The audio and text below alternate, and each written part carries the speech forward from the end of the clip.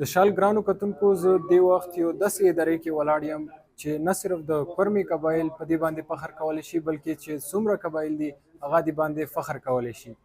زه خبره کوم د حیدري بلډ بینک چې 31 کاله مخکې دغه اداره یو وړوکی غوندې دوکان نه سټارټ شوه او نن زه د دې ادارې 5م چھت کې ولاړ یم. د دې ادارې یو 30 کال پوره کېدلې باندې نن دلته د سلګرۍ پروګرام وشو او د 31 کلیزې کیک کټ کړی شو. په دې موقع د ادارې مشرانو وویل چې په راتلونکي کې به هم موږ د انسانیت خدمت جاري ساتو. حیدري بلډ بینک یو داسې وخت و چې چنور کې بلکې قبایل علاقو کې وینې والا خبره بالکل وانه چوته د وینې نه ولې هغه به خلو چې دا کوم مار دی زه څنګه وینه ویر کوم.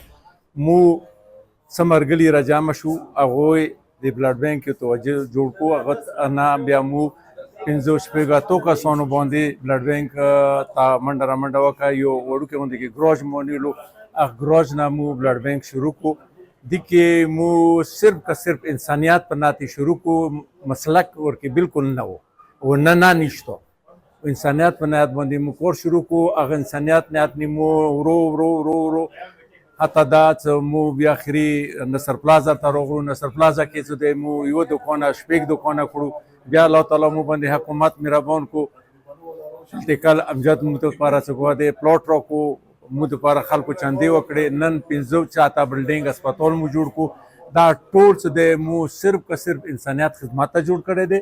دې کې مسلک نشته دی نه مسلک سم کور لرو مو صرف انسان بچاول دي انسان ته وینې ورکول دي او هسپتال باندې دپاره جوړ کړی دی چې هر کس ته مونه څوره کېږي مدد ورکړو چې هغه نه څوره کمه خرچه راتلی شي وشي او کمې خرچې کې هغې علاج وشي هغه اپریشن وشي.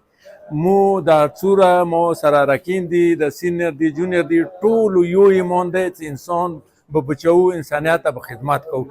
دغه دپاره مو د حیدري بلډ بینک جوړ کړی دی. مسلام نن حیدري بلډ بینک اینډ ویلفیر سوسایټي 31 ساله شوه چې دا ټولې علاقې دپاره ډېر د خوشحالۍ خبره ده. حیدري بلډ بینک اینډ ویلفیر سوسایټي چې د بلډ پر چنار یا کورم ایجنسۍ کې چاته ضرورت دی هغوی ته ضرورتونه پوره کړي دي. نن ورځې 85 بچي مو ستلیسیمیا بچي دي چې هغوی مکمل فری آف کاسټ علاجونه کوو اور سره هغوی ته آیرن چلیټنګ ټیبلیټس پرووایډ کوو. دین علاوه حیدري ویلفیر هاسپټل چې کوم دی اگر چې دا اوورال فری آف کاسټ نه دی خو بیا کوم ضرورتمند یا چاته ضرورت دی چې هغوی خپل میډیکیشن یا خپل علاج برداشت نشي کولی حیدري بلډ بینک کې پوره معاونات ورسره کوي.